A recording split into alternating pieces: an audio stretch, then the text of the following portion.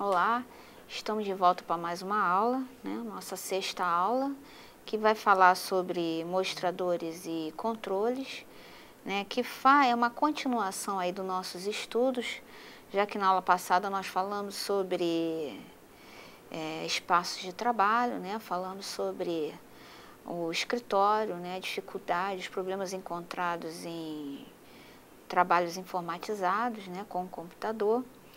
E, claro, que a gente não pode deixar de falar aqui em mostradores e controles, né? E a gente tem que pensar o seguinte, que é a interação do homem com a máquina. Alguns livros de ergonomia, vocês podem ver, aliás, a segurança do trabalho, né, é um mundo de siglas.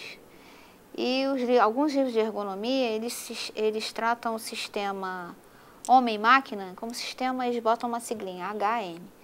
Aí, se algum dia vocês se interessarem em abrir algum livro de ergonomia, estudarem, né, pesquisarem, vocês vão ver que sistema HM significa homem-máquina, né? Então, se resume em informações e ações. Então, hoje a gente está, cada vez mais os ambientes de trabalho, né, nós temos a presença aí de máquinas que nos fornecem informações, né, e de acordo com essas informações a gente toma uma decisão que se transformam em ações. E que para essas ações se tornarem, a gente vai precisar de controles, mostradores, né, para que a gente tome ação.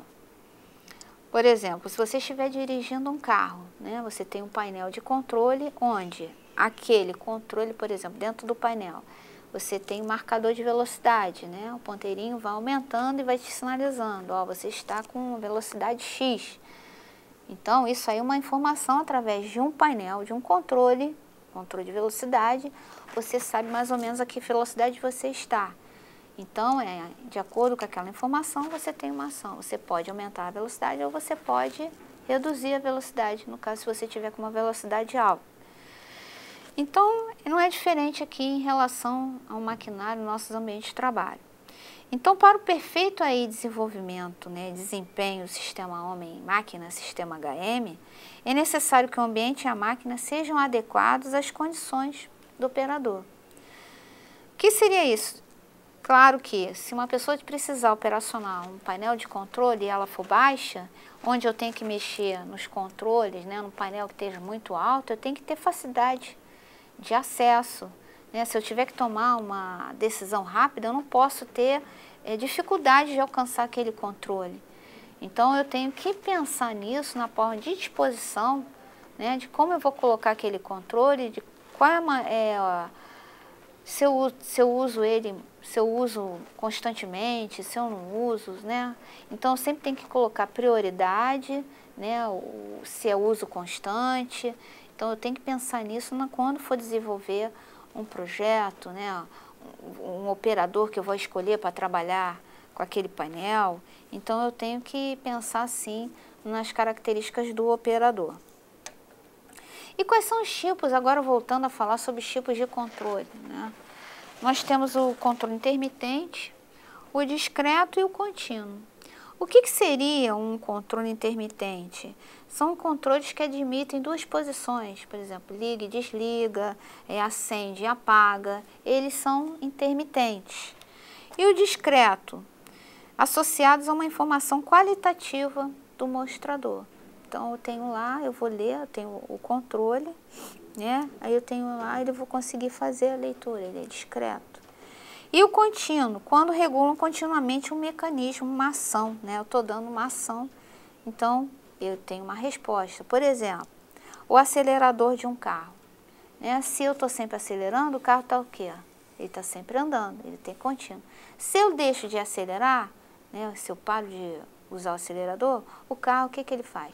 Ele para. Por quê? Eu não dei uma ação, uma informação para que ele continuasse acelerando. Os controles, eles devem ser padronizados. Por que a padronização? Para identificar, né, ter facilidade da identificação, evitar erros, né, e diminuir o tempo da operação. E outra coisa muito importante quando a gente fala de controle é a padronização. O que significa isso? Por exemplo, a gente tem tamanhos, né, padrões de controles, tem pequeno, médio, tem grande, para facilitar justamente essa identificação. E outra coisa, a gente pode padronizar também através de cor. Por exemplo, a gente tem uma cor que identifica perigo, por exemplo, vermelho, né, no botão, você não mexe, está escrito perigo. E outra coisa em relação à operação, direção e sentido do movimento. Por exemplo, a gente tem uma alavanca, né? A gente tem um sentido da alavanca. Ela funciona naquele sentido. Se você não direcionar, padronizar, que é para cima é acionar e para baixo é desligar, você tem problemas também em relação a acidentes. Então, por isso, a padronização. Né? A gente pode ver isso, por exemplo, simplesmente no nosso dia a dia nós conseguimos ver isso. Por exemplo, em engagem universal, quando um sinal de trânsito, né? O verde, ele indica que você pode atravessar. E o vermelho, a cor, identifica que você o quê? Você não pode ir, você tem que parar. Então, são essas coisas nos controles, nos mostradores, que nos auxiliam nessa identificação em relação à facilidade de operação e evitar que nos acidente, né? Que nós nos acidentemos. Então, é importante, né, o estudo dos mostradores e controles. Então, vocês veem o seguinte, que todos esses mecanismos, todos esses estudos, eles entram nos estudos ergonômicos.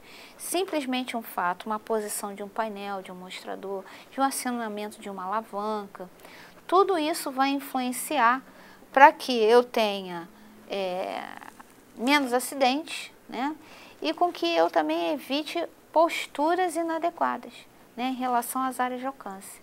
Então, os mostradores, os controles que eu uso constantemente, eles têm que estar sempre mais próximos a mim, né, para que eu consiga acioná-los de uma maneira mais fácil. Os que de menos uso, eles já podem ficar mais distantes, porque eu uso esporadicamente. Então, tudo isso aí eu tenho que pensar em relação, quando eu fizer o estudo do trabalhador que está naquele posto de trabalho e também em relação aos projetos, né? Lembra lá que eu falei para vocês na ergonomia de concepção, é justamente isso, vai envolver a parte de projeto, que você quando for conceber, né, aquela atividade, você já tem que dimensionar de acordo com o uso, né, e as características do operador, tá certo? Não, na próxima aula nós vamos falar aí da atividade muscular, né? E eu aguardo então vocês na nossa aula 7, certo? Tchau, até lá.